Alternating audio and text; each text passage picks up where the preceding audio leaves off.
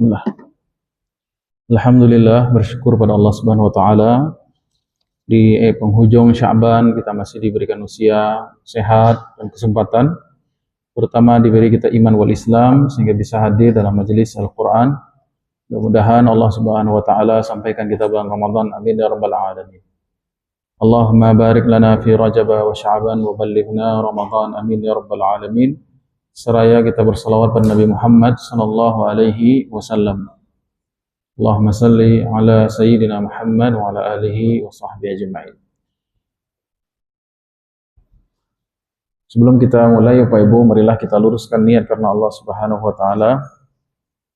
Seraya membaca basmalah bersama-sama. Bismillahirrahmanirrahim. Bismillah.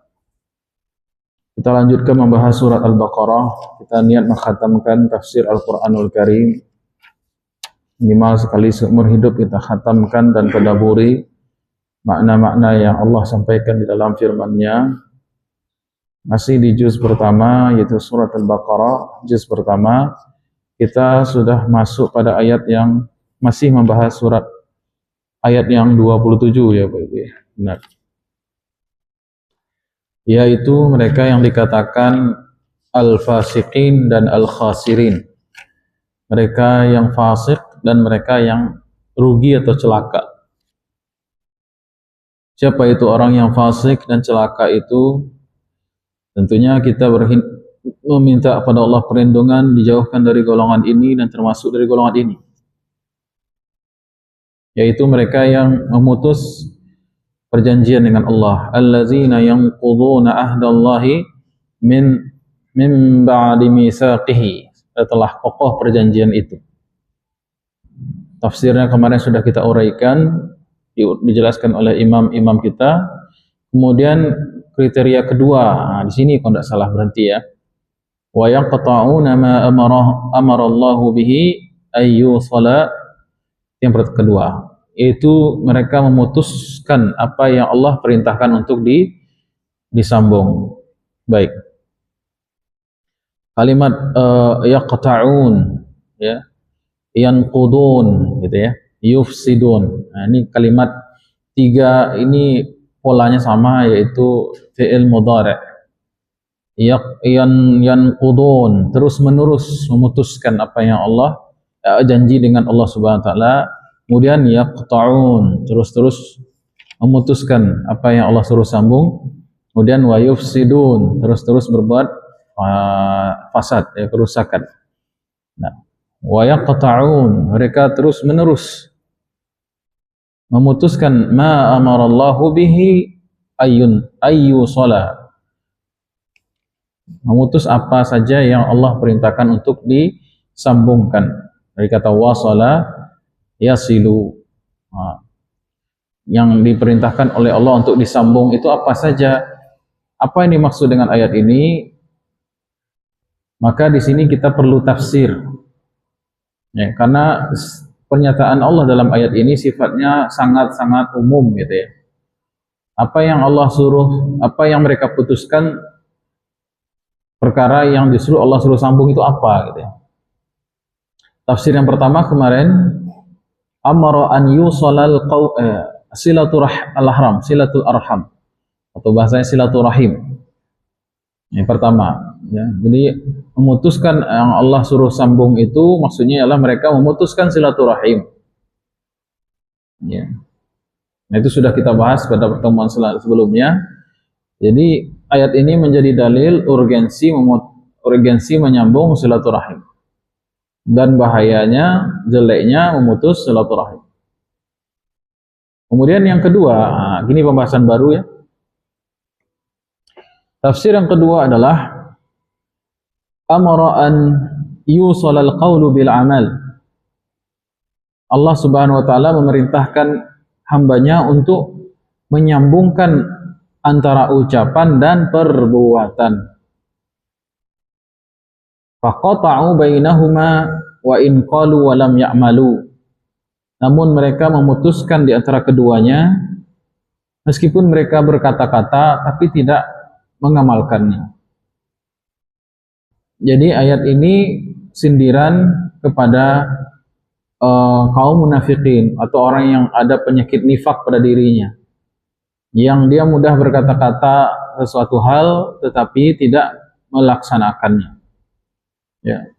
Allah Subhanahu wa taala berfirman, kabura maqtan 'indallah an taqulu ma la taf'alun. Sungguh besar kemurkaan Allah jikalau kamu berkata-kata tapi kamu tidak melaksanakannya. Itulah menjadi dasar wajibnya melaksanakan segala bentuk nazar. Ya, kalau nazar tidak dilaksanakan maka dia kena pada ayat ini gitu ya. Wa yaqta'una ma amarallahu ayyu shalat. Puasa aslinya puasa Senin Kamis sunnah, tapi kalau nazar jadi wajib. Kurban sunnah menurut pendapat mayoritas ulama mazhab. Kurban Idul Adha sunnah muakkadah. Tapi kalau dia bernazar maka menjadi wajib, gitu ya. Salat malam hukumnya sunnah, tapi bila dia bernazar menjadi wajib, gitu ya. Nanti kalau turun gaji 3 baleh, tahajud 40 hari nak putih misalnya gitu. Maka 40 hari tahajud itu menjadi wajib yang asalnya sunnah, gitu kan? Sedekah aslinya sunnah, tapi kalau dia bernazar jadi wajib dia. Jadi kalau lahiran cucu yang pertama nanti saya bersedekah 300.000 wajib jadi. Nah, jadi harus menyambungkan antara komitmen melakukan suatu amal lalu diamalkan dengan dari ucapan harus disambungkan dengan perbuatan. Itu maksudnya. Ya. Dan Allah Subhanahu wa taala membenci orang-orang yang berkata-kata tetapi tidak mengamalkan ke depannya. Sebagaimana Allah sebutkan dalam surat Al-Baqarah dan beberapa surat yang lain tentang Bani Israel. Ya Musa, nanti kalau turunkanlah perintah jihad kepada kami. Nanti kalau turun perintah jihad, kami akan berjihad, kan begitu. Setelah turun perintah jihad, mereka enggak mau berjihad. Nah, itulah yang menyebabkan Bani Israel itu dilaknat oleh Allah Subhanahu wa taala. Baik. Nah, sebab itu setiap dan bukan berarti ayat ini bagi orang munafikin saja ya Pak Ibu ya.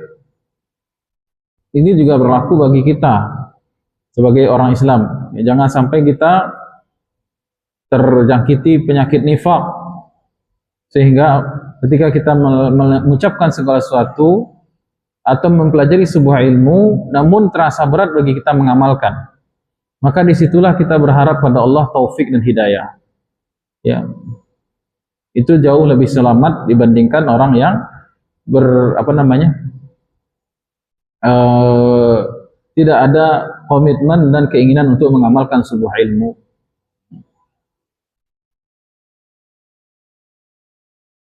Makanya kebiasaan saya pribadi Bapak Ibu sebelum belajar tuh doa. Allahumma 'allimna ma yanfa'una wanfa'na bima 'allamtana wa zidna ilman ya rabbal alamin. Ya Allah, ajarkanlah kami ilmu dan berikanlah kami manfaat atas ilmu yang telah Engkau ajarkan. Jangan sampai ilmu kita ini menjadi hujjah di hari kiamat. Jangan sampai ilmu atau pengetahuan kita menjadi persoalan di hari kiamat. Ya, kita inginnya ilmu itu yang bermanfaat, ilmu nafi', ilmu yang membawa kita ke sarugu, ilmu yang membawa kita ke ridha Allah Subhanahu wa taala, bukan sekedar teori. Itu yang saya takutkan sebagai penceramah nih Bapak Ibu. Itu hal kalau ditanya apa yang Ustaz paling takutkan, itulah tak sama antara ucapan dan perbuatan. Nah, kita tapi juga jangan seperti orang yang malas menuntut ilmu karena apa? Karena masuk talbis iblis, nggak usah berajat, banyaknya mengaji, bikun nggak tamalkan, nggak usah mengaji. Itu. Jadi kita ini bergerak di antara dua, kutub ekstrim kanan dan kutub ekstrim kiri. Ekstrim kanan adalah mereka yang mengaji atau orang yang belajar suatu pengetahuan, suatu ilmu untuk kehidupan duniawi saja. Ini juga salah. Makanya sebagian ulama itu berkata ta'allam li ta'mal bihi. Belajarlah kamu ilmu untuk niatkan untuk diamalkan. Wala tata'allam li tuhadditsa bihi. Jangan kamu belajar supaya bisa pandai ngomong depan orang. Jangan kamu belajar supaya dapat ijazah saja. Jangan kamu belajar hanya untuk supaya dianggap hebat, dapat gelar doktor dan lain sebagainya. Ini yang paling sulit. Ya. Itu yang paling sulit. Nah, jadi ekstrim kanan memang dia orientasi belajarnya untuk hal-hal duniawi satu. Ekstrim kiri nggak mau belajar karena khawatir nanti nggak mau mengamalkan. Nah, ini juga salah. Dua-duanya ini kita berjalan di tengah. Kita niat belajar untuk mengamalkan dengan meminta taufik dan hidayah dari Allah, bukan kemampuan diri sendiri. Nah, kalau mengandalkan kemampuan diri sendiri itu juga jadi persoalan. Nanti jadi sombong nanti. Jadi kita meminta kepada Allah SWT ilmu dan minta taufik untuk mengamalkan ilmu. Dua itu. Kita minta ilmu dan minta taufik untuk mengamalkan ilmu. Makanya doa saya kalau Bapak Ibu yang sering hadir pengajian saya itu pasti sering dengar. Doa saya itu Allahumma alimna Allahumma alimna ma yanfa'una wanfa'na bima 'allamtana wa zidna ilman ya rabbal alamin. Ya Allah, ajarkan kami ilmu dan berikanlah kami manfaat atas ilmu. Kapan ilmu itu bermanfaat? Kalau diamalkan. Baik. Kemudian tafsir yang ketiga berarti sekarang. Wakila, dikatakan tafsir yang ketiga adalah amara an yusalat tasdiqu bi jami'i anbiya'ihi. Allah memerintahkan agar kita membenarkan seluruh para nabi dan rasul tanpa membeda-bedakan satu dengan yang lainnya. Namun yang terjadi apa? Mereka ahlul kitab Yahudi Nasrani faqata'uhu bitasdiqi ba'dihim wa takdzibi ba'dihim. Namun sebagian ahlul kitab memilah-milih nabi-nabi. Ada nabi yang like, ada nabi yang dislike. Ada nabi yang disukai dan ada nabi yang tidak disukai. Ada malaikat yang disukai dan ada malaikat yang dibenci. Itu tuh Yahudi. Ya, sebagaimana Yahudi menyukai Nabi Musa dan Nabi Harun dan Nabi Ibrahim. Namun selain dari nabi itu mereka benci. Nabi Sulaiman dibilang penyihir, Nabi Daud dibilang tukang kawin, Nabi Isa anak haram, ya. Nabi Yahya dan Nabi Zakaria di penjara ditangkap oleh mereka dibunuh. Itu karena pada dasarnya Yahudi atau ahlul kitab pokoknya yang setuju dia saja gitu. Ini nabi enggak sesuai, maka dia tolak, bahkan mereka bunuh. Nauzubillahi min zalik. Ya, itu juga para malaikat. Mereka menyukai malaikat Mikail karena membagikan rezeki, tapi membenci malaikat Jibril gitu ya. Jadi kalau kita orang Islam la nufarriqu baina ahadin min rusulih. Kita tidak membedakan, semua nabi itu adalah berkesinambungan. Semua nabi itu seperti gerbong kereta api yang berjalan di jalur rel yang sama. Semuanya estafet, semuanya memiliki kesamaan visi misi, tauhid dan lain sebagainya. Ini tidak mungkin kita memisahkan Nabi Adam dengan Nabi Nuh, Nabi Nuh dengan Nabi Ibrahim, Nabi Ibrahim dengan Nabi Musa tidak mungkin kita pisahkan dengan Nabi Isa. Nabi Isa kita pisahkan dengan Nabi Muhammad sallallahu alaihi wasallam. Semuanya itu adalah para nabi dan rasul utusan Allah. La nufarriqu amana billahi wal yawmil akhir. Amana ar-rasulu bima unzila ilaihi min rabbih wal mu'minun. Sesungguhnya rasul dan orang-orang beriman yakin kepada Allah. La nufarriqu baina ahadin min rusulih. Kita tidak membedakan satu rasul dengan rasul yang lain. Baik rasul dari kalangan manusia yaitu para nabi maupun rasul kan itu utusan ya Pak Ibu ya. Baik utusan Allah dari kalangan manusia itu nabi dan rasul, baik rasul dari utusan Allah dari kalangan para malaikat. Nah, kita tidak membedakan, kita memuliakan Jibril, Mikail, Israel dan Israfil. Tidak dibedakan satu dengan lainnya. Mungkin ada yang bertanya, kok Yahudi itu benci mana sama Jibril Ustaz? Bakok, kenapa gitu? Kenapa Jibril itu sangat dibenci oleh orang-orang Yahudi? Kenapa? Ada yang tahu Bapak Ibu? Kalau Mikail tadi bagi rezeki. Kalau Yahudi kenapa benci sama Jibril? Karena azab Allah banyak turun kepada Bani Israel itu melalui Jibril alaihissalam. Jadi malaikat Jibril ini punya tugas mengantarkan wahyu, memberikan nusratullah, idza jaa nasrullahi wal fath, memberikan bantuan kepada orang beriman. Kemudian yang ketiga, mengirimkan azab, ya. Azab yang Allah turunkan pada umat-umat terdahulu itu semua melalui malaikat Jibril, entah kepakan sayapnya sekali atau teriakan Jibril alaihi salam, ya. Baik.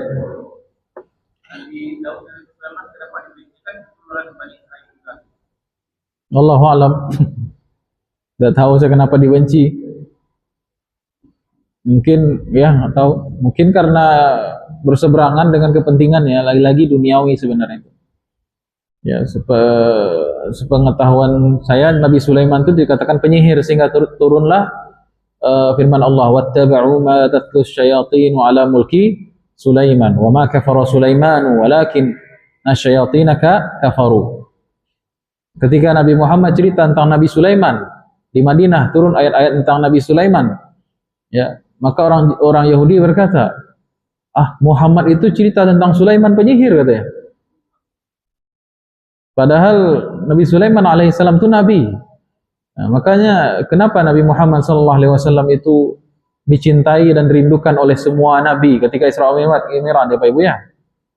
Nabi dan Rasul itu kan ngomong setiap kali jumpa dengan Nabi apa setiap langit itu. Wa idna an naraka wa lam naraka illa lailah. Setiap jumpa Nabi dengan nabi-nabi di Mi'raj itu, semua nabi mengatakan hal yang sama. Wa idna an narak. Kami sudah lama dijanjikan untuk berjumpa dengan kau. Wa lam naraka illa lailah. Baru malam ini kita berjumpa. Dan semua nabi itu rindu dengan Nabi Muhammad SAW. Kenapa, Pak Ibu? Karena Nabi menurunkan Nabi SAW, Nabi kita membawa Al-Quran yang isinya itu membersihkan nama seluruh Nabi dan Rasul dari tuduhan-tuduhan orang-orang ahlul kitab. Ya, seperti Nabi Adam dibilanglah, inyo dek mekian katu bini yo mama koto sesek makan buah. Ini gara-gara Hawa ini, katanya. Cerita di dunia menderita nih, gitu. Itu gara-gara Adam tuh. Maka di kalangan Nasrani, Adam bukan nabi, Bu. Jangan kaget ibu-ibu kalau baca literatur Nasrani, Kristen, itu Nabi Adam, nabi orang yang kita anggap nabi, itu bagi mereka tokoh, raja. Jadi Daud itu dikenal king, the king of King David. Solomon, King Solomon, raja. Kalau kita tuh nabi, kalau mereka menganggapnya tokoh, nah itu aja. Dan itu dijelek-jelekin, Bang. Nabi Sulaiman menurut kita memang punya mukjizat, bisa bicara dengan binatang, bisa terbang dengan kendaraan angin, bisa mengendalikan alam jin. Itu mukjizat bagi kita. Tapi ketika kita baca literatur mereka, shock kita. Itu semua sihir, magic. Nah itu. Kalaulah bukan karena Al-Quran dan dakwah Nabi Muhammad SAW, itu nama-nama Nabi itu jelek semua. Siapa yang meluruskan? Siapa yang mengantarkan akidah yang benar ini kepada kita? Berkat perjuangan Nabi Muhammad SAW. Nah, maka wajar Nabi-Nabi itu kangen dan rindu dengan Nabi Muhammad SAW ketika Isra wal Mi'raj. Baik.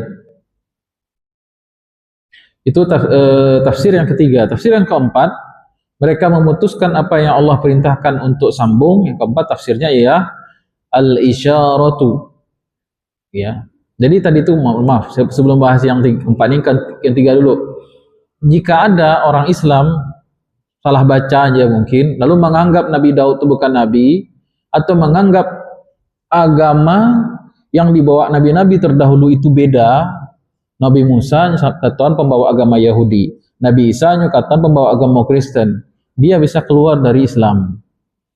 Kalau akidah Islam, semua nabi itu sama semuanya, membawa agama Islam, tidak beda. Semua nabi dan rasul punya visi yang sama, itu kalimat la ilaha illallah.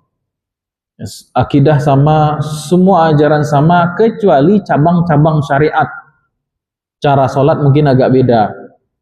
Kalau Bani Israel sholatnya tidak ada ruku. Kalau Hawariyun, umatnya Nabi Isa, wuduknya menyapu kepala dengan minyak zaitun. Kalau awak pakai iya. Kalau zaman Nabi Musa, bertobat itu harus di Bukit Sinai, Tursaina. Kalau umat Nabi Muhammad SAW, bertobat boleh di rumah masing-masing, dimanapun. Ya, kalau kurban di zaman Nabi Adam alaihissalam dan keturunannya, kurban itu memang hilang, ditaruh di atas bukit, hilang disambar petir, tidak berbekas sama sekali, tidak dimanfaatkan. Kalau kita dibagikan dagingnya, ya. Dan banyak lagi perbedaan-perbedaan syariat. Ya. Di zaman Nabi Musa, kalau terkena najis, baju itu dibuang, tidak boleh. Ya, kalau kita disucikan dengan air. Jadi cabang-cabangnya saja yang berbeda. Ya, kalau zaman Nabi Musa tidak ada ruku dalam solatnya. Kalau kita ada ruku. Makanya warka'u ma'ar raki'in, farka'u ma'ar raki'in, dan rukulah kamu bersama orang-orang ruku. Maksudnya kerjakanlah solat bersama kaum muslimin. Wahai orang-orang Yahudi, itu kan ayat itu. Wasta'inu aqimus shalah wa aqimus shalah wa atuz zakah warka'u ma'ar raki'in. Itu kan ayat di tengah pembahasan Yahudi itu. Makanya disebutkan di situ, kenapa ruku diperintahkan di ayat itu, bukan salat aja langsung.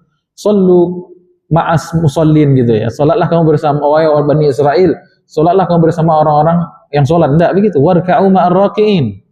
Karena mereka tidak punya ruku dalam salatnya, maka disuruh mereka masuk Islam, ikut Nabi Muhammad sallallahu alaihi wasallam, gabung dengan saf kaum muslimin, itu maksudnya.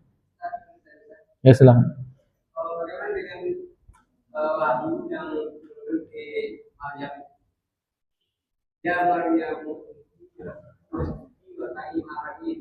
ya, itu kan zaman Nabi Isa, bahkan sebelum Nabi Isa lahir.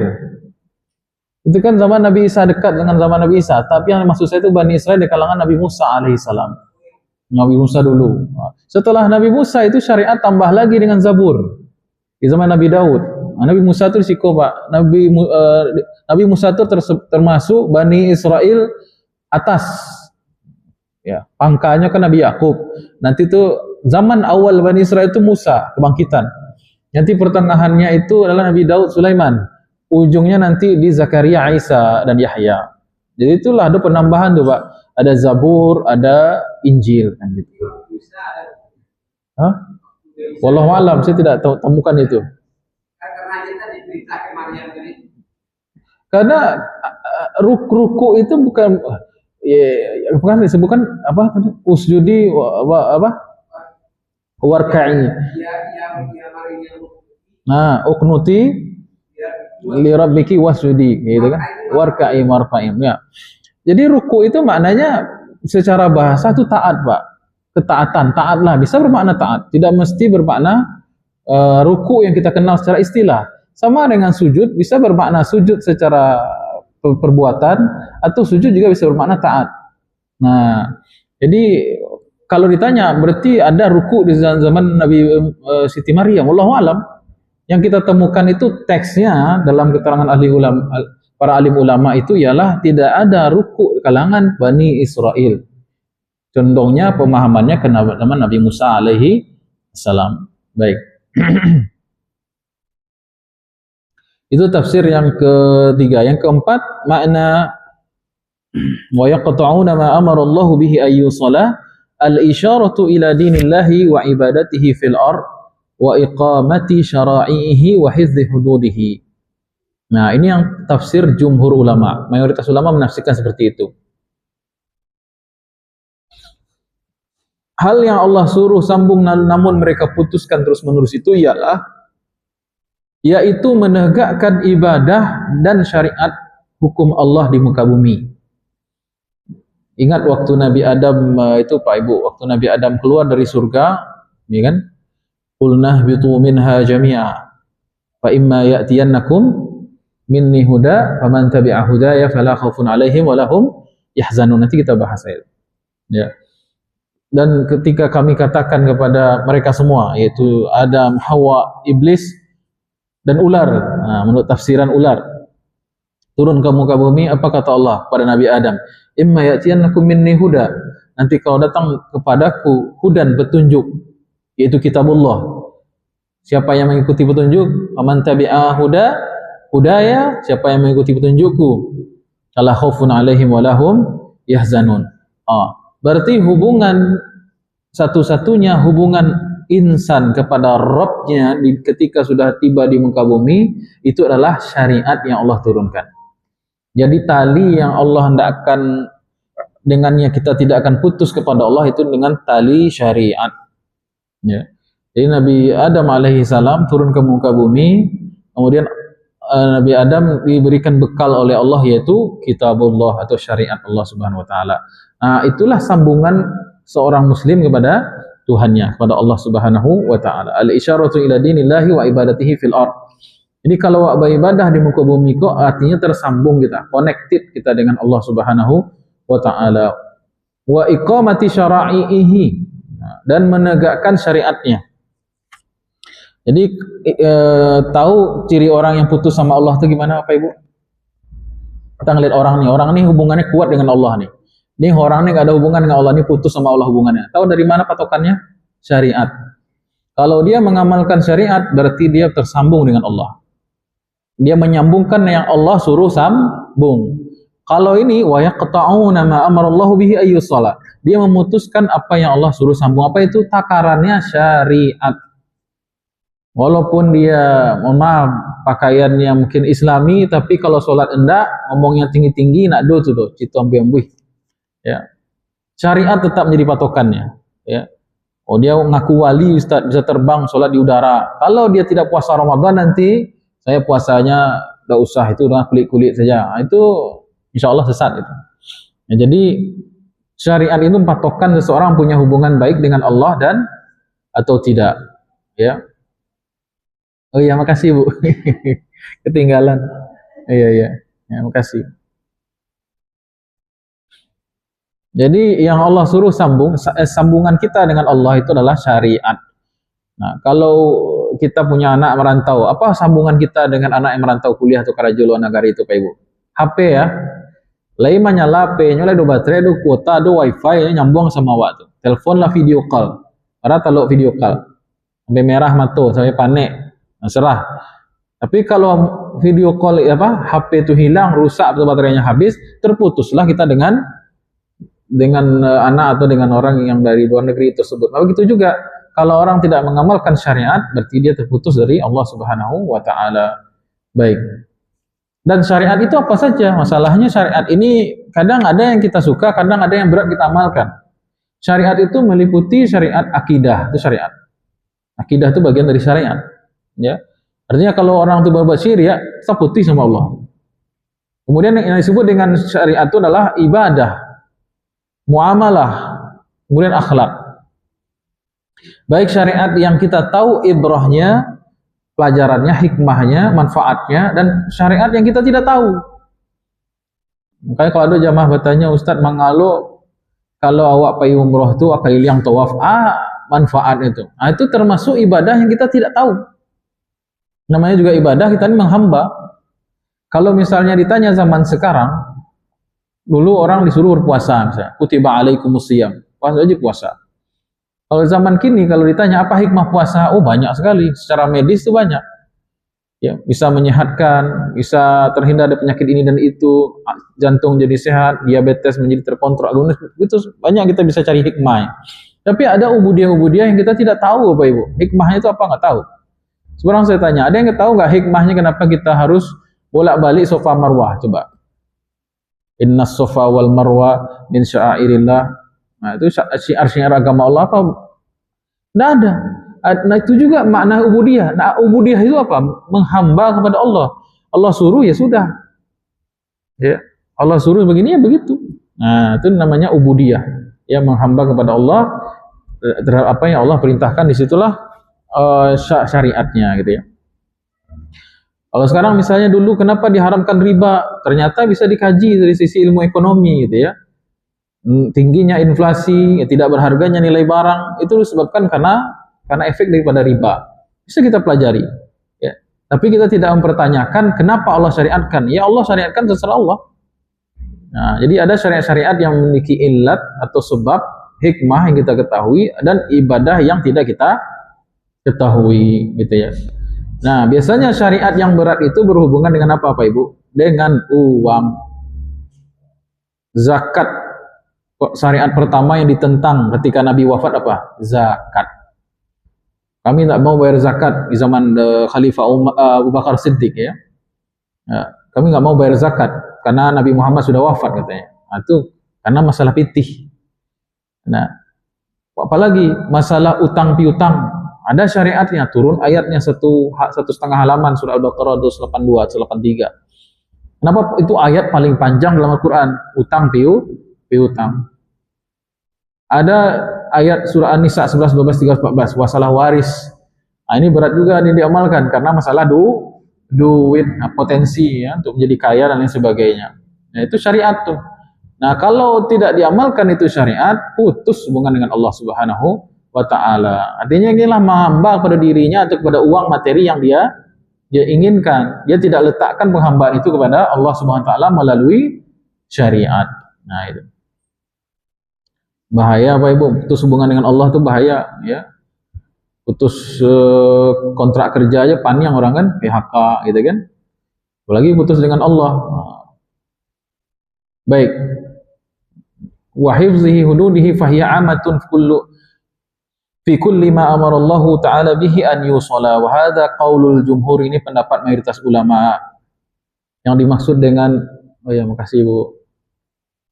Yang dimaksud dengan mereka memutuskan apa yang Allah suruh sambung adalah yaitu penegakan syariat. Maka saya berharap Bapak Ibu kita di sini semuanya ini adalah para penegak syariat.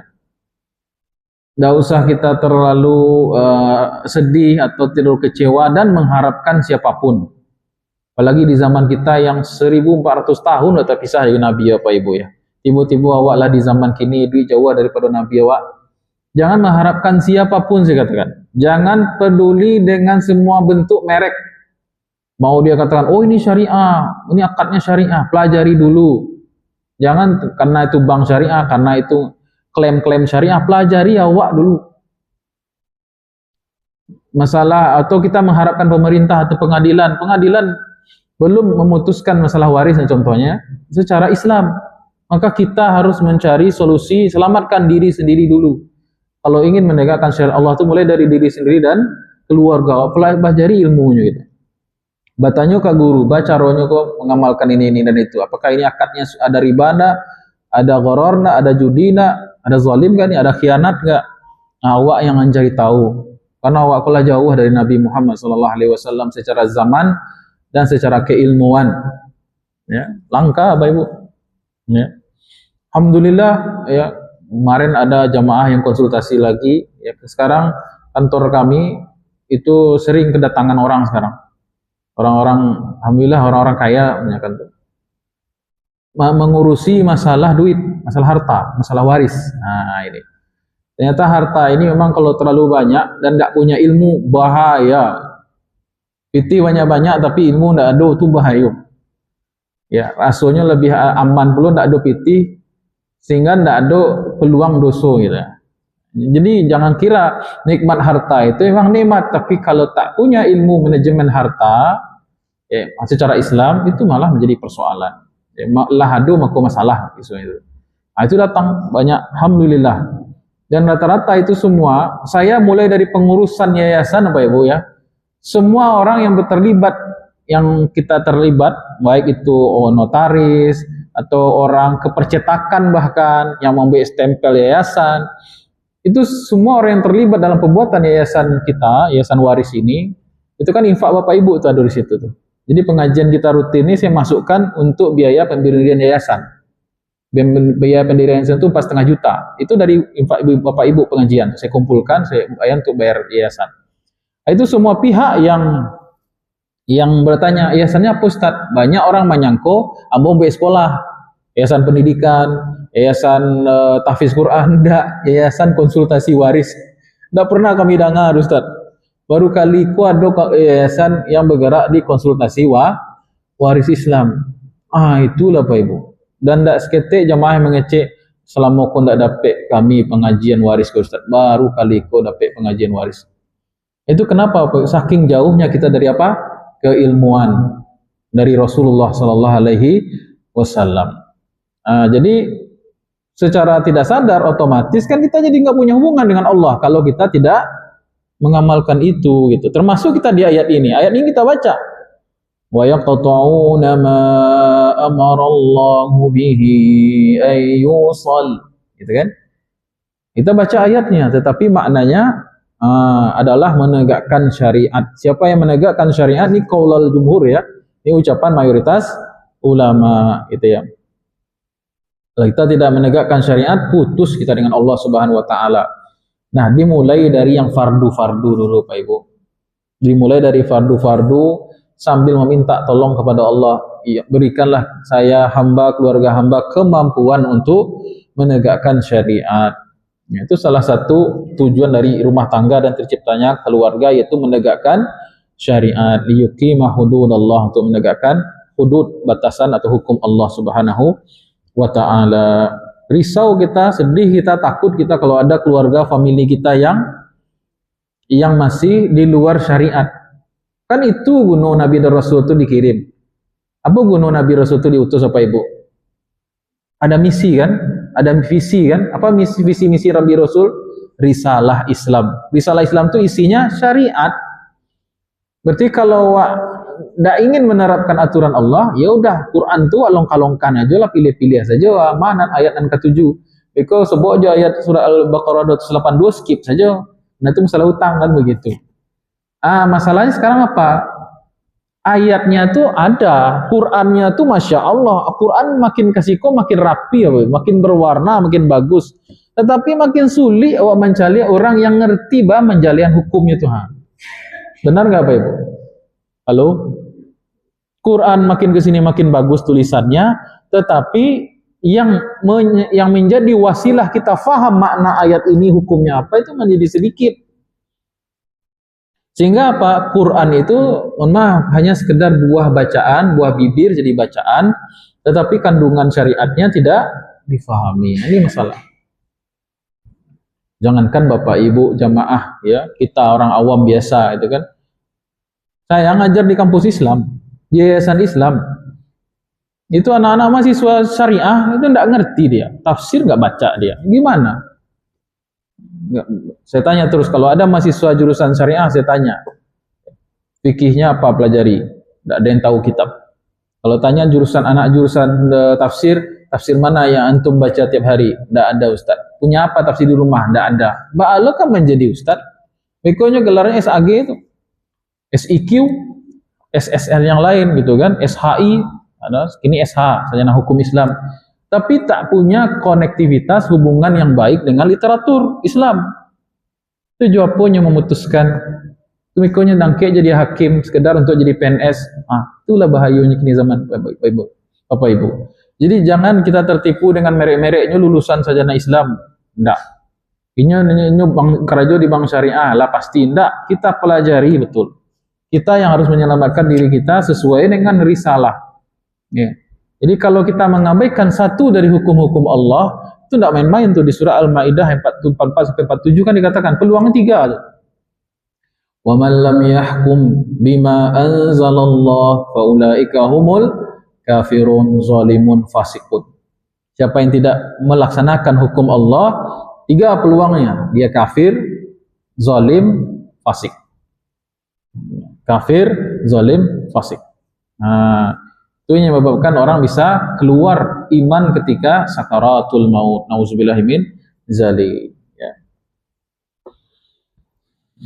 Jadi pentingnya kita bersyariat, tak usah mengharapkan siapa-siapa, kita perjuangkan ilmu syariat ini pada diri sendiri ya, dan keluarga. Qu anfusakum wa ahlikum nara. Baik. Itu tafsir yang keempat. Udah aja 4 tafsir ya, udah banyak-banyak, cuma 4 saja. Jadi tafsir yang pertama, wa yaqta'una ma amarallahu bihi ayyusala, yang pertama adalah memutuskan silaturahim gitu ya. Yang kedua, memutuskan antara amal dan perbuatan. Yang ketiga, larangan memutuskan antara hidup di dunia dengan ibadah dan menegakkan Yang ketiga adalah memutuskan hubungan dan korelasi antara nabi-nabi dan rasul. Padahal itu semuanya sama. Yang keempat, memutuskan antara tinggal di muka bumi dengan syariat dan ibadah. Itu. Berani hidup di muka bumi, berani memakai syariat, yang Allah turunkan dari langit. Nah, itu sebenarnya. Kalau kita kalau berani kita hidup, harus berani kita hidup dengan risalah para nabi dan rasul. Baru kita terkoneksi dengan Allah Subhanahu wa taala. Baik.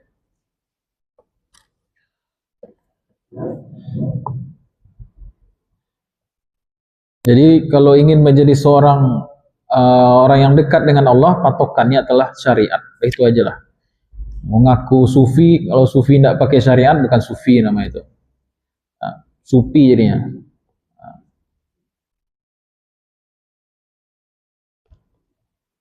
Baik.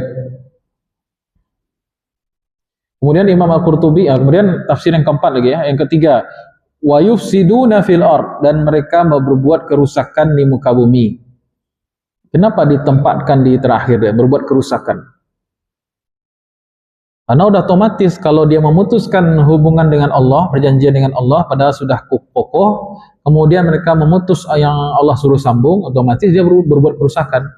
Makanya ditaruh di belakang. Ya. Namun kita butuh tafsir apa makna fasad. Fasad itu lawan dari islah. Islah itu perbaikan. Fasad itu menjadi buruk. Ya. Kita hadir di suatu kampung, kita ini muslih atau mufsid? Kita hadir di suatu tempat, kita ini menjadi perusak atau menjadi bagian dari perbaikan. Nah, ya, itu. Ada sebagian orang yang masuk satu wilayah menjadi baik wilayah itu karena hadirnya dia. Ada sebagian orang masuk di kamarnya pai rusak. Nah, itu mufsid namanya. Lawannya muslih. Muslih adalah orang yang melakukan islah.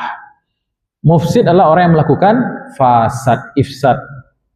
Nah, wa yufsiduna fil ard, mereka berbuat kerusakan di muka bumi. Apa tafsirnya? Yaitu orang satu. Tafsir yang pertama adalah berbuat syirik. Karena tidak ada fasad, kerusakan yang paling fatal, paling berat, kejahatan yang paling buruk, teruk kita orang Malaysia itu selain daripada syirik. Kezaliman yang paling besar itu syirik. Dan Allah mengatakan inna syirka la zulmun azim. Sesungguhnya kesyirikan itu adalah kezaliman, penempatan yang benar-benar salah.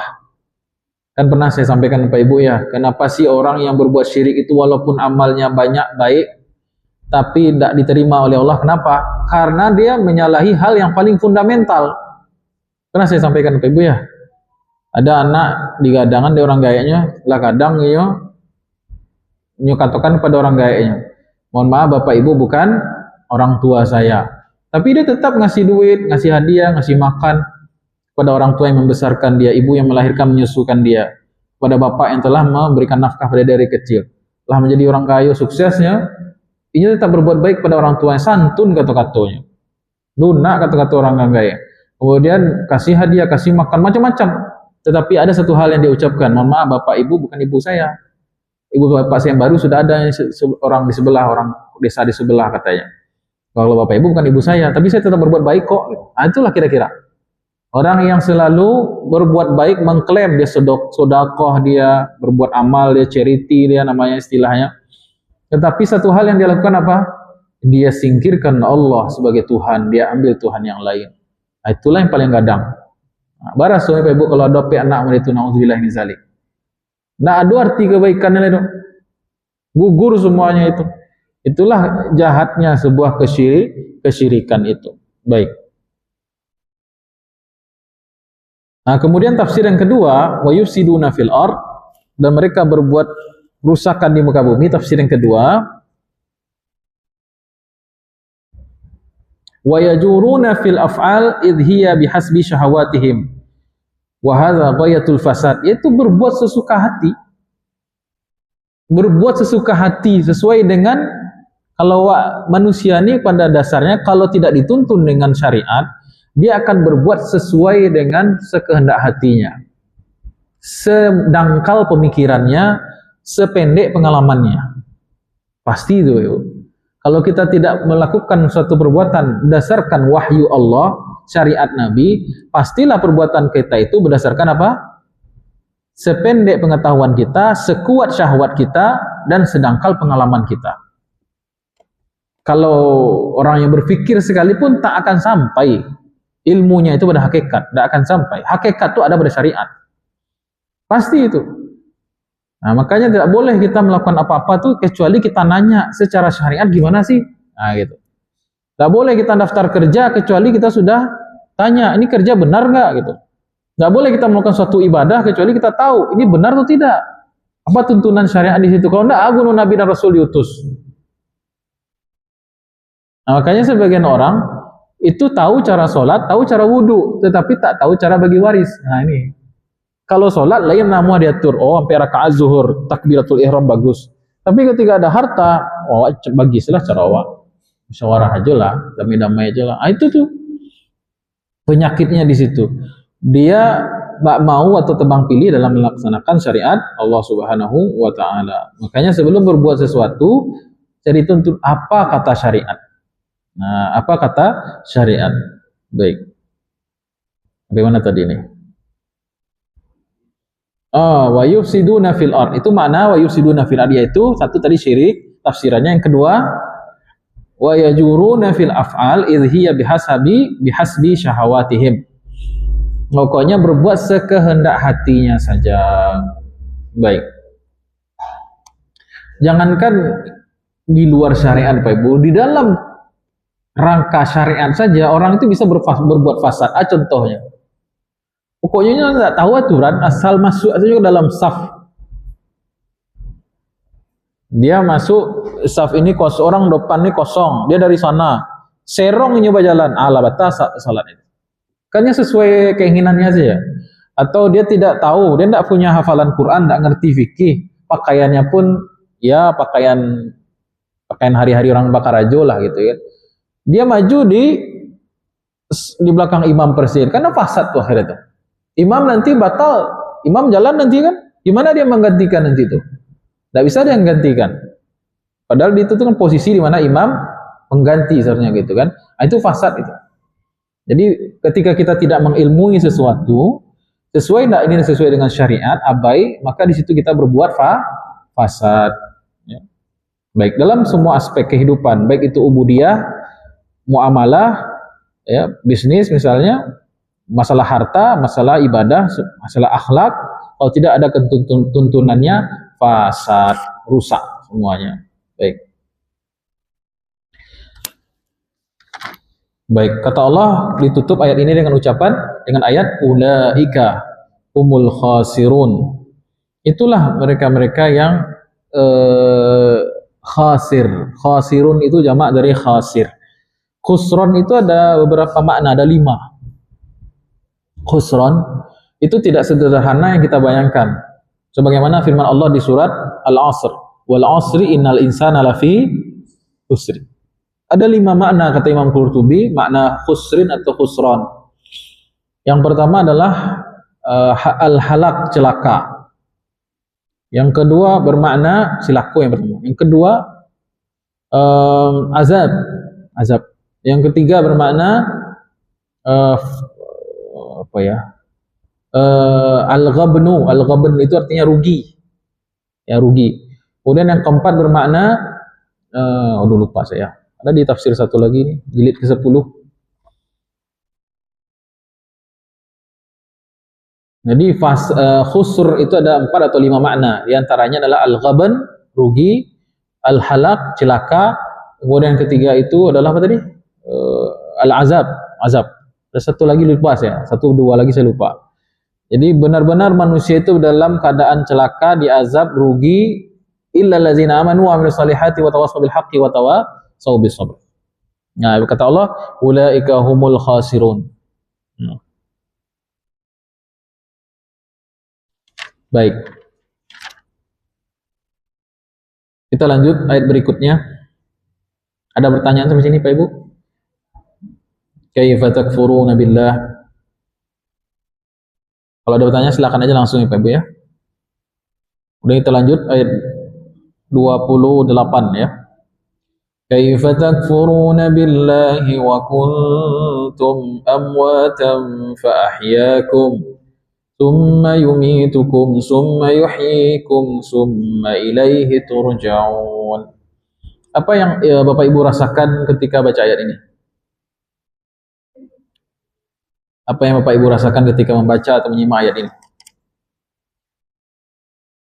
Kaifa takfuruna billahi wa kuntum amwatan fa ahyaakum summa yumitukum summa yuhyikum summa ilaihi turja'un. Apa yang Bapak Ibu rasakan?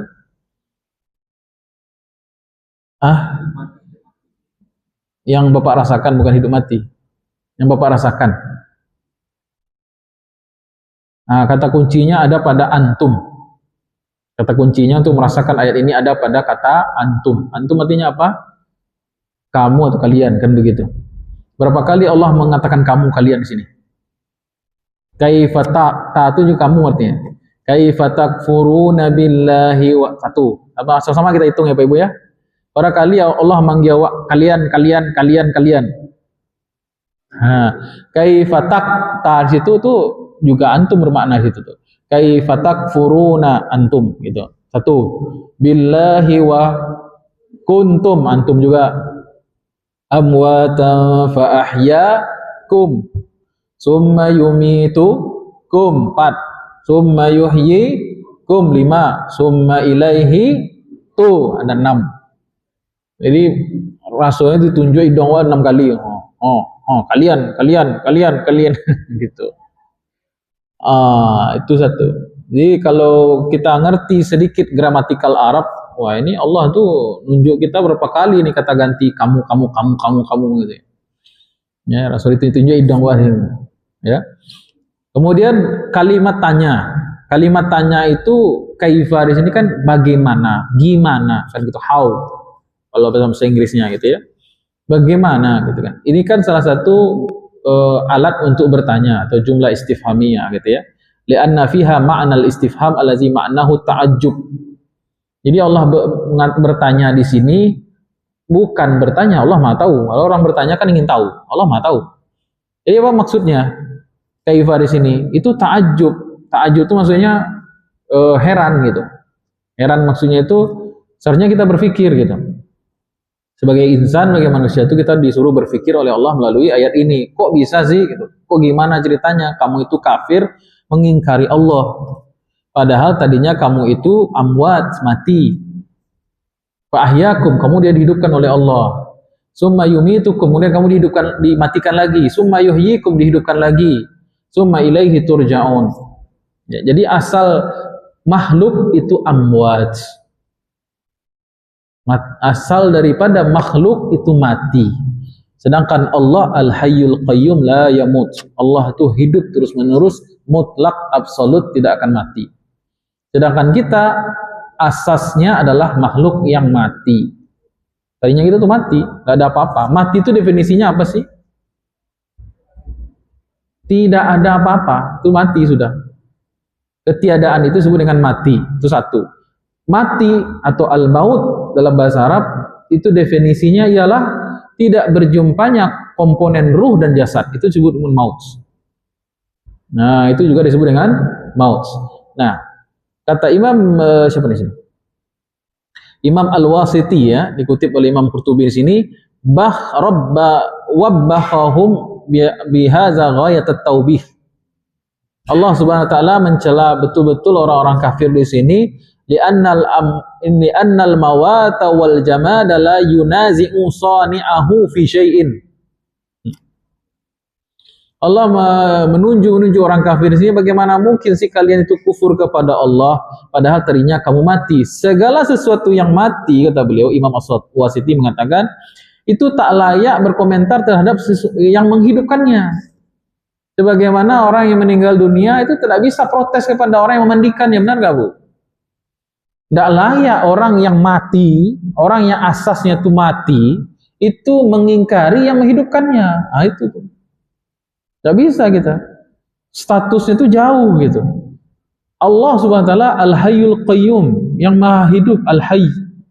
Sedangkan kita asasnya mati. Masa yang mati bisa ngomong-ngomong tentang Tuhan sembarangan? Itu maksudnya. Halo, nyambung nggak Bu? Nyambung Bundo? Jadi tidak mungkin, itu konyol. Makanya dikatakan oleh Imam Al-Wasiti di sini, katakan pencelaan Allah atau teguran Allah sangat keras di ayat ini kepada orang-orang yang mengingkari wujudnya Tuhan, mengingkari wujudnya Allah, sedangkan dia hidup nih. Apakah keinginan bebas dia bisa hidup? Nggak, tadinya kamu kemana? 100 tahun yang lalu kita di mana Pak Ibu? Di mana kita 100 tahun? Ada tahu kisah kita 100 tahun yang lalu? Nggak ada, kita tadinya nggak ada apa-apa, kita bukan sesuatu. Lam yakun syai'an mazkura. Dalam surah Al-Insan tuh, hal ata 'alal insani hinun minad dahri lam yakun syai'an mazkura. Bahkan kita tidak bisa disebut apa-apa. Sesuatu yang tidak disebut apa-apa itu disebut dengan mati, maut, mayit. Nah, sekarang mayit itu dihidupkan oleh Allah atas kehendak Allah, lalu dia ngomong sembarangan tentang Allah. Nah, itu maksudnya. Kayaknya yang nyambung cuma 3 orang nih. Sampai Pak? Sampai?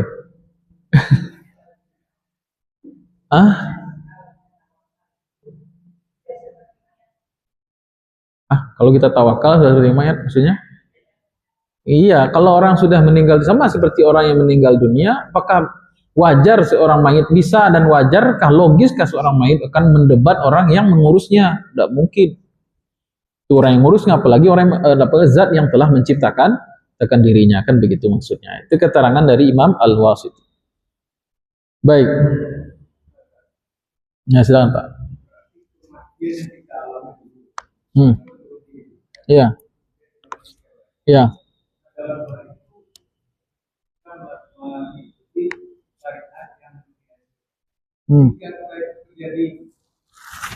Yang wajib itu belum selesai.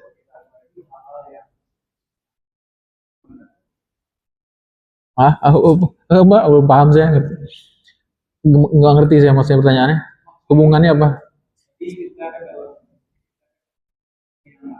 Ya, mati, kemudian dihidupkan, kemudian dimatikan lagi, kemudian dihidupkan lagi. Iya, terus? Kiranya sebagian kecil atau ingat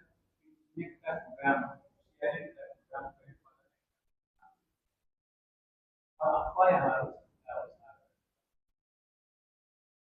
Iya, itu panjang jawabannya itu Pak sebenarnya ya.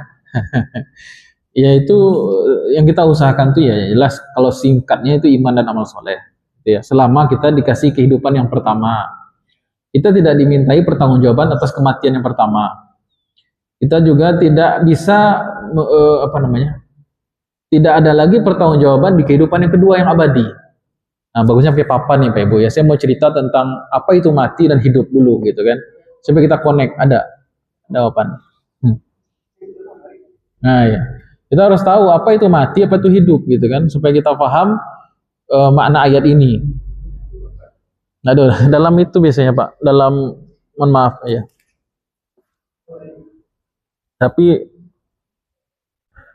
spidolnya ada nggak? Papannya ada, spidol ada. Nanti kita juga bakal paham, kalau kita ngerti apa itu hidup dan mati, kita juga paham doa ketika doa istiftah. Inna sholati wa nusuki wa mahyaya wa mamati. Nah, itu. Lillahi rabbil alamin, hidup dan matiku. Kalau hidupku bisa untuk Allah, matiku gimana itu maksudnya? Nah, itu. Kalau hidupku untuk Allah, Pak, bisa. Kalau matiku untuk Allah gimana coba, Bu? Oh, mati mah baru cara untuk Allah. Nah, ada alhamdulillah.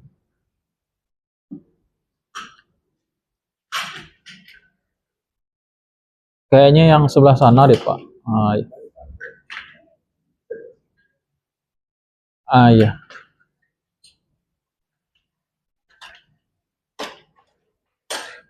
Jadi dari ayat ini kita jadi tahu kehidupan kita secara total itu cuma ada 4 fase.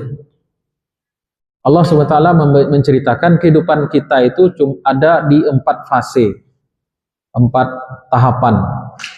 Ya, benar nggak Bapak Ibu? Nah, dari ayat ini, kaifa takfuruna billahi wa kuntum amwat. Nah, itu fase yang pertama. Fase sebagai amwat atau sebagai mayit.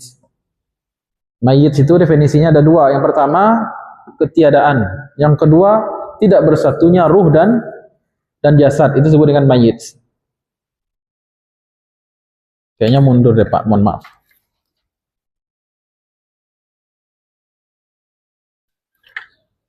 Masih. Baik, kita baca sama-sama ayatnya Bu ya. Kaifa takfuruna billahi wa kuntum amwata. Summa yuhyikum. Summa yumitukum. Summa yuhyikum lagi ya. Summa ilaihi turja'un. Berarti kehidupan kita ada 4 tahapan, 4 fase. 1, 2, 3, 4. Nah, fase yang pertama disebut dengan fase kematian. Kita tuh mayit statusnya, mati. Fase kedua hidup. Fase ketiga mati lagi. Fase yang keempat hidup. Baik. Apa definisi mati? 1, tidak ada, ketiadaan, tiada. Atau tidak bersatunya ruh plus jasad. Ya, karena memang Nabi sudah menjelaskan yang ada mutlak itu hanya Allah. Kana Allah walam lakun syai'un ghairuhu. Pada asasnya hanya Allah yang tunggal, yang esa itu, yang wujud mutlak absolut itu hanya Allah. Walam yakun syai'un ghairuhu. Tidak ada satupun yang bersama Allah Subhanahu wa taala. Berarti semua makhluk yang ada itu semuanya baru. Tadinya nggak ada, tiada. Nah, kita termasuk di situ karena kita makhluk.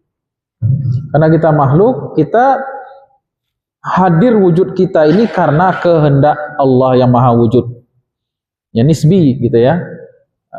Baik, ini hadis Nabi riwayat Imam Bukhari ya.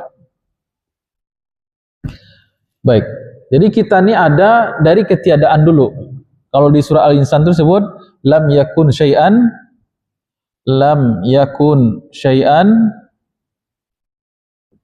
mazkura. Bahkan belum bisa disebut apa-apa gitu.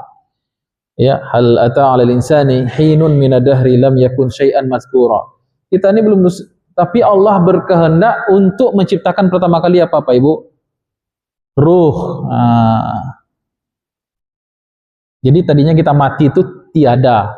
Tapi Allah berkehendak dan kehendak Allah dijalankan karena sesuai keputusannya, karena sifat ilmunya, sifat hakimnya, bijaknya, Allah menciptakan kita pertama kali apa? Ruh. Nah, disinilah kita ketika ruh saja yang diciptakan, jasad di mana? Belum ada, terpisah ini, nggak ada ini, terpisah. Jasad itu di sini nanti, di alam dunia. Hidup yang pertama. Itu yang pertama. Tapi kita tadinya tidak ada, Allah menghendaki kita ada. Apa yang diciptakan pertama kali? Ruh dulu. Ruh. Ruh nih. Maka masuklah kita di alam yang pertama disebut dengan alam ruh. Masuk alam yang pertama. Alam ruh ini, ruh-ruh manusia itu ada berinteraksi, sama kayak kita sekarang bertemu interaksi. Ruh itu berjumpa segala macam, gitu kan? Nah, pada saatnya ketika Allah takdirkan untuk menghidupkan, dalam definisi hidup di sini maksudnya menghidupkan, artinya menggabungkan ruh ini dengan jasad. Pindahlah kita ke alam yang disebut dengan alamud dunia. Disebut alam dunia karena dia singkat. Dunia itu artinya singkat. Alam yang pendek. Di alam dunia ini Allah Subhanahu wa taala takdirkan perkembangan atau wujudnya jasad itu melalui proses namanya perkawinan. Maka laki-laki perempuan kawin, ya terciptalah di situ embrio janin. Di usia 1 atau 4 bulan ulama beda pendapat di sini. Maka bersatulah jasad yang setengah jadi itu. Nah, di sini mulai ada jasad. Benar nggak Pak Ibu? Jasad di perut ibu masing-masing. Disitulah bertemu antara jasad dan ruh. Maka bergerak-geraknya bayi dalam kandungan. Nah, disitulah yuhyikum yang pertama. Itulah yuhyikum yang pertama. Karena definisi hidup itu apa? Berjumpanya jasad dan ruh. Di sini kita amwat, mati. Kenapa? Satu, pertama kita tadinya nggak ada, Allah memutuskan atau berkehendak kita ada, diciptakan dulu ruh. Tapi jasad nggak ada. Maka ini masih disebut mati. Maka ini masih disebut dengan kematian. Baik. Nah, jasad dan ruh di alam dunia namanya juga dunia, yang artinya itu sementara atau singkat. Alam dunia. Ini sudah ketika di 4 bulan usia janin sudah ditentukan rezeki, ajal. Umur kamu di alam yang singkat ini misalnya 60-70 tahun, gitu kan? Inilah hidup kita yang pertama. Hidup di dunia ini hidup yang sementara. Ketika ajal itu rezekinya sudah selesai dikonsumsi, habis, jatahnya sudah habis, diwakilkan kepada malaikat maut untuk mencabut, memisahkan lagi ruh dan jasad. Masuklah kita ke tahapan yang ketiga, disebut dengan kematian yang kedua. Kehidupan yang pertama, kematian yang pertama. Benar nggak Bapak Ibu ya? Nyambung ya? Baik. Malaikat maut yang menjadi wasilah kita pindah ke fase berikutnya disebut dengan alam barzakh. Alam barzakh. Kenapa disebut mati? Ingat, karena jasad berpisah dengan ruh. Ruhnya kemana? Ke alam barzakh. Jasad kemana? Ke asalnya itu tanah. Nah, jasad balik ke tanah, lihat. Nah, ruhnya kembali ke alam barzakh. Tadinya berarti ruh ini perjalanannya berapa? 3 dari alam ruh. Ini dari ketiadaan nih, awalnya ruh itu nggak ada. Dari alam ruh, alam dunia bersama jasad yang fana, jasad yang yang lemah ini, jasad yang seperti ini ya. Kemudian ruh mana lagi? Ke alam barzakh, gitu ya. Nah, ini disebut mati kenapa? Karena jasad berpisah dengan ruh. Oke. Baik. Kemudian Allah berkehendak lagi untuk menghidupkan manusia ke kehidupan yang kedua, yaitu menyatukan jasad dan ruh lagi kapan? Di padang alam mahsyar atau padang mahsyar. Atau akhirat lah, kita sebutnya akhirat. Kenapa disebut hidup? Karena jasad disatukan lagi dengan ruh. Bahkan jasadnya itu jasad yang ideal, jasad yang sama dengan penciptaan pertama manusia, itu Nabi Adam. Nah, itulah jasad yang ideal sebenarnya, jasad yang sama dengan manusia pertama. Dan ruhnya tetap dimasukkan, ruhnya dikembalikan oleh Allah. Dan ini kehidupan yang sifatnya akhirat. Akhirah. Apa makna akhirah? Enggak akhir, Pak. Lawan dari dunia. Kalau dunia itu singkat, akhirah tidak ada ujungnya. Tidak ada ujungnya. Artinya selama-lamanya. Ada batasannya. Itu disebut dengan kehidupan yang sejati. Ini kehidupan yang abadi. Kehidupan yang abadi. Kenapa disebut hidup? Karena jasad dan ruh kembali berjumpa. Ya. Dan ruh berarti berapa kali mengalami kematian?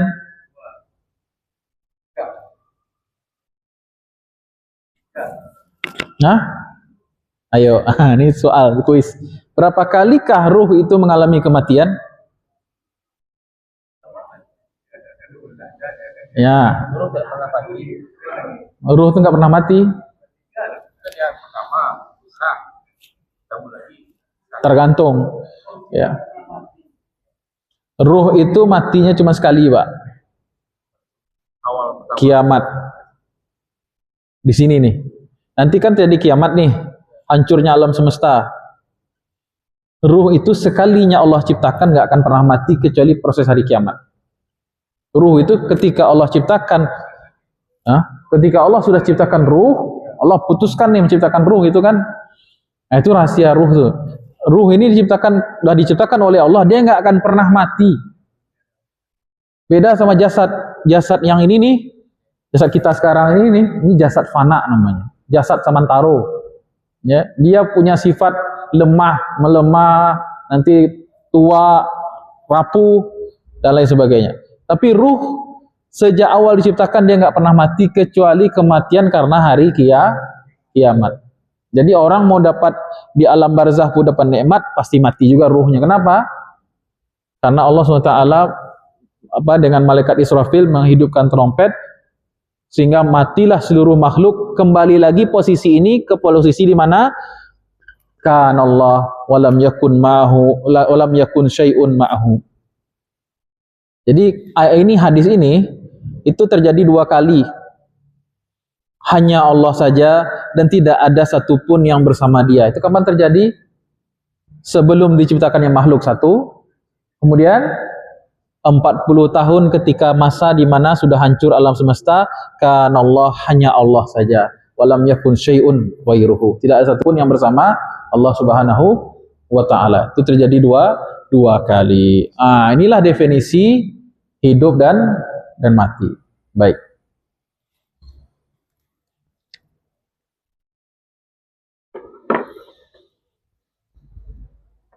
Ada pertanyaan sampai sini Pak Ibu?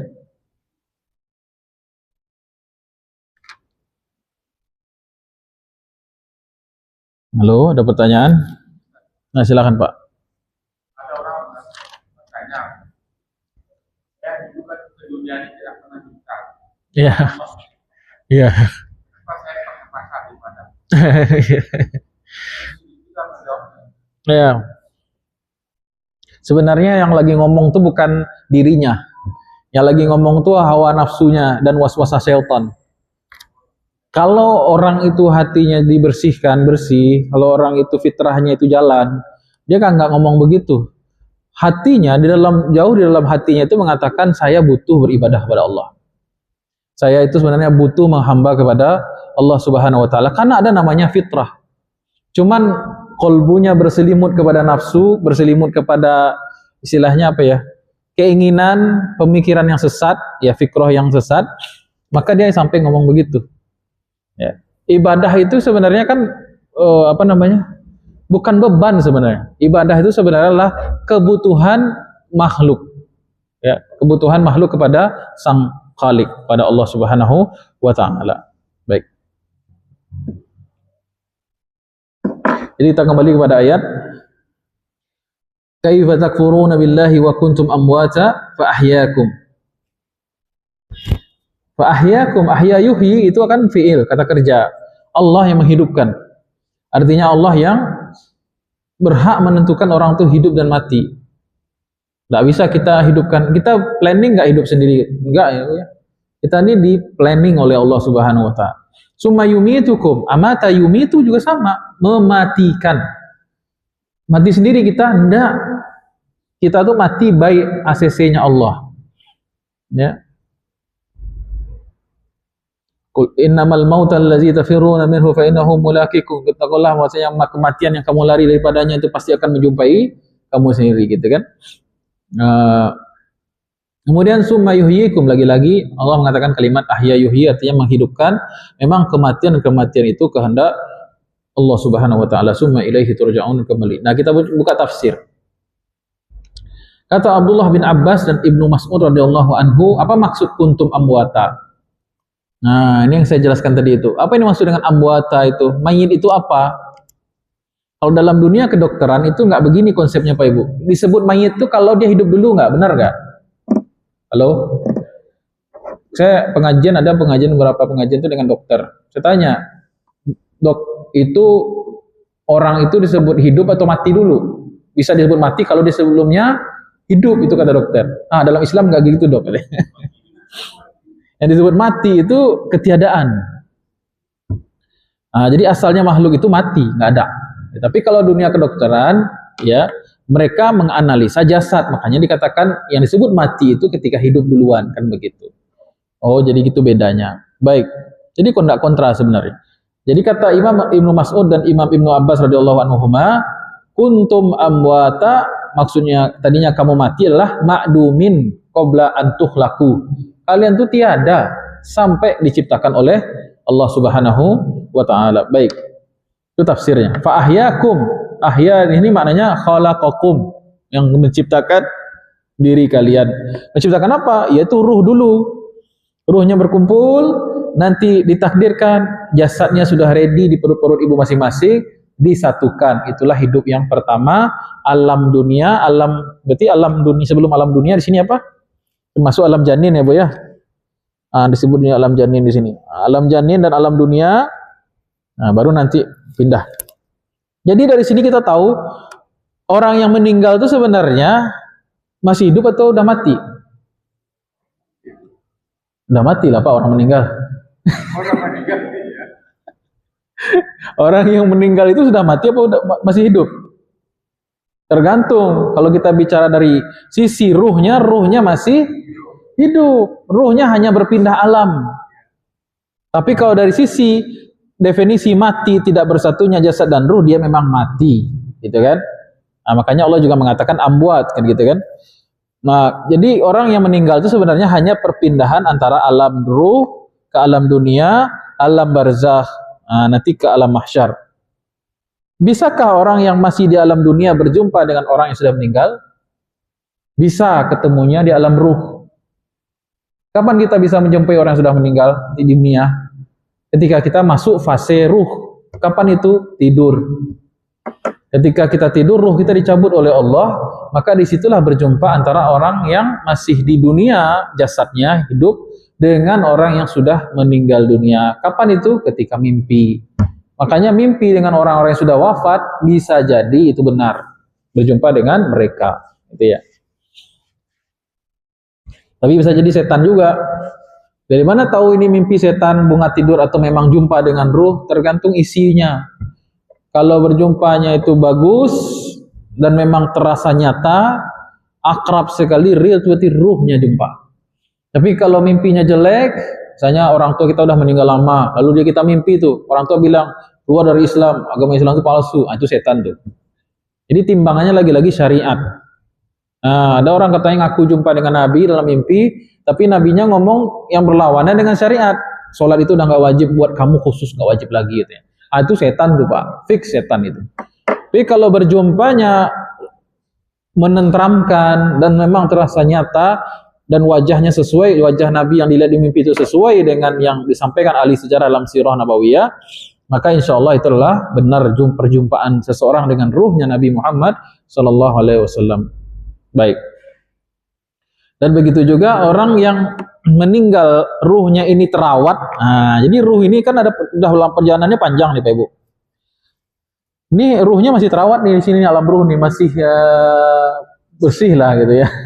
Ini ruhnya bersih nih karena belum bersinggungan dengan dunia. Belum bersinggungan nih, bersih nih. Nah, ketika dia masuk ke alam janin baru lahir masih bersih. Kullu mauludin yuladu 'alal fitrah, kan begitu kata Nabi. Setiap bayi yang lahir itu dalam keadaan bersih, fitrah. Fitrah itu artinya siap menjadi hamba Allah, kan begitu. Nah, ketika dilahir di dunia itu masih bersih itu. Cuman ketika udah masuk, udah mulai besar, dia bersinggungan dengan alam dunia yang sifatnya materialis. Jadi alam rohaninya sudah mulai terkikis gitu. Nah, itu saya katakan tadi, sampai dia ngomong ngapain sih saya nggak mau juga hadir di dunia, ngapain?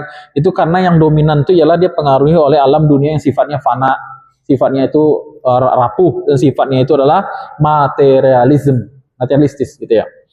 Nah, kalau di dunia ini dia sungguh-sungguh berjihad mempertahankan ruhaninya, alam ruhani kebersihan hatinya dengan bertobat, dengan zikir, dengan ibadah, gitu kan? Maka nanti dia meninggal, cabut ruh dan jasad ini dalam keadaan husnul khotimah, ruhnya itu tentram.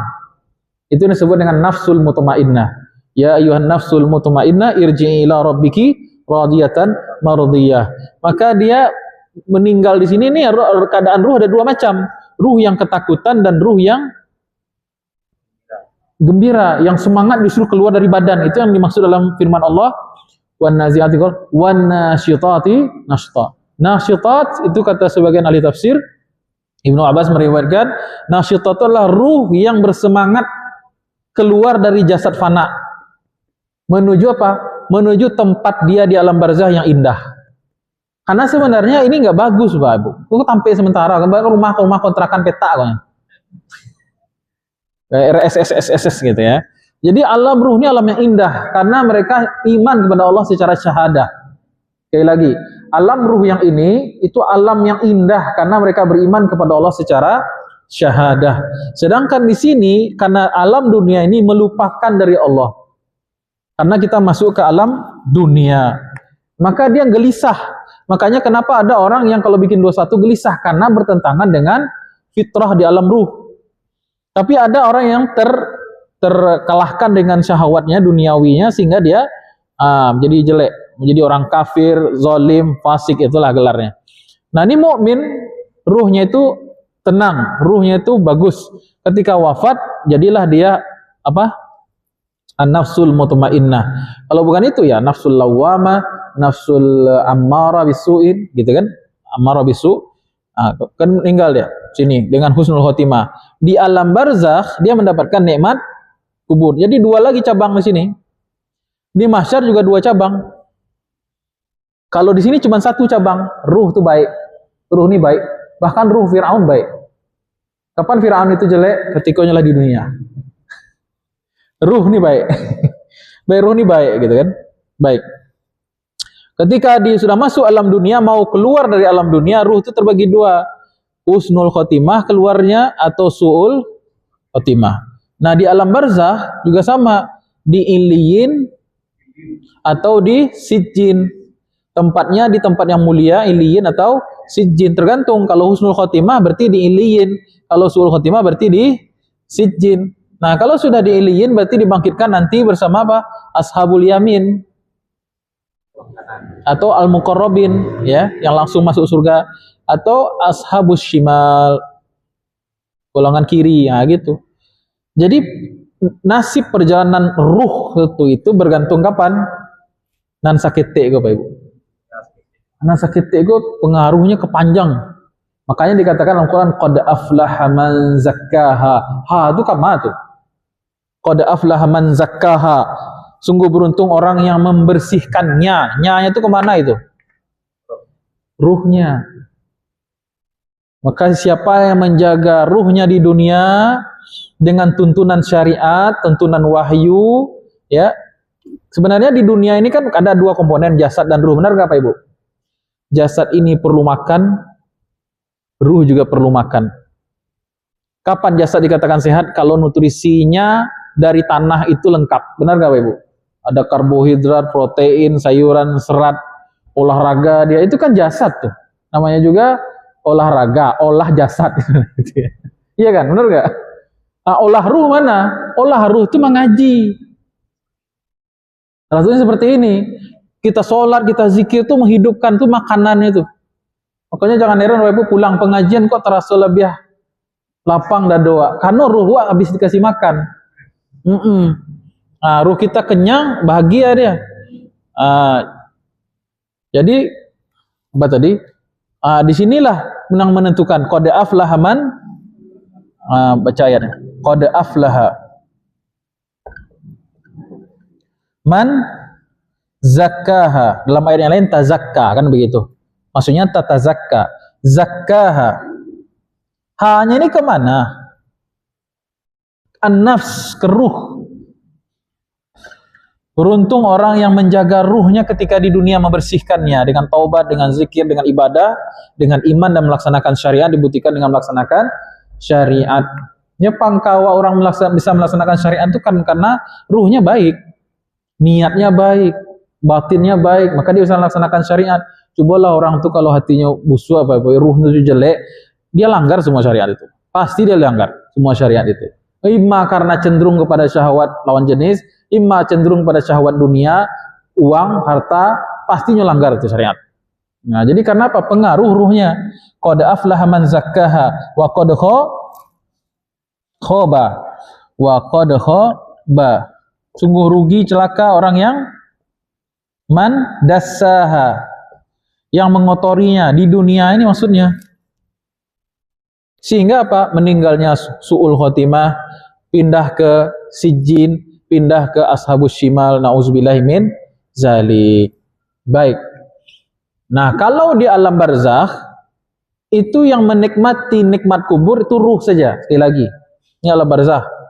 Yang merasakan nikmat kubur itu apa? Ruh saja. Kenapa? Jasad sudah dimakan tanah. Nah, kalau di alam akhirat yang merasakan nikmat surga jasad dan ruh. Dibakar di neraka juga jasad dan ruh. Nah, makanya ayat-ayatnya kan bicara tentang jasad itu.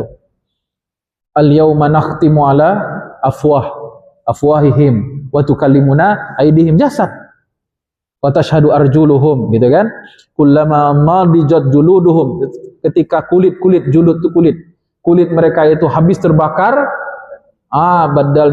badalnahum juludan ghaira, digantikan lagi dengan kulit yang baru agar mereka merasakan azab. Itu kan ngomong jasad tuh, karena memang azab akhirat itu jasad dan ruh, karena hidup. Karena di akhirat itu hidupnya abadi kan begitu. Nah, kalau di barzakh ruhnya disiksa. Ruhnya juga yang mendapatkan nikmat. Baik. Jadi kalau kita menguasai ini Bapak Ibu, ilmu hidup dan mati ini, kita tuh mudah baca hadis, ngerti cepat hadis. Hadis-hadis yang bicara tentang akhir-akhirat kita jadi paham. Kita baca ayat Al-Quran, mudah pahamnya. Konsepnya ini. Tadi kalau itu kan suci dan begitu ya. Iya. Yang pengaruh. Kalau menyatunya dengan jasad berpengaruh. Ya. Jadi yang membuat masalah jasad itu gimana? Yang berbuat salah ya semuanya, jasad dan ruhnya. Jadi ruhnya tersumbat Pak, kotor ibaratnya itu. Ruhnya itu terkotor sehingga kata Nabi kan, ketahuilah setiap jasad manusia itu ada satu bongkahan yang mana kalau dia baik maka baik seluruh, kalau buruk itu semuanya. Kolbunya. Kolbu itu gabungan dari apa? Kolbu itu kata Imam Ghazali gabungan dari 3 komponen berpikir, komponen spiritual, komponen untuk menimbang-nimbang, komponen yang paling berharga dari seseorang itu disebut dengan kolbu. Jadi persoalannya itu semuanya Pak. Jasad itu cuma apa doang istilahnya? Jasad itu ibaratkan tentara. Ya. Ruhnya terikat karena kolbunya bermasalah. Nah, jadi kolbu itu kan pusat berpikir dan rohani. Nah, kalau ini bermasalah, maka jasadnya akan menjadi pion. Jadi pion untuk melakukan dosa-dosa dan maksiat. Ada pertanyaan sampai sini lagi Pak Ibu? Ada pertanyaan lagi? Silakan Bu.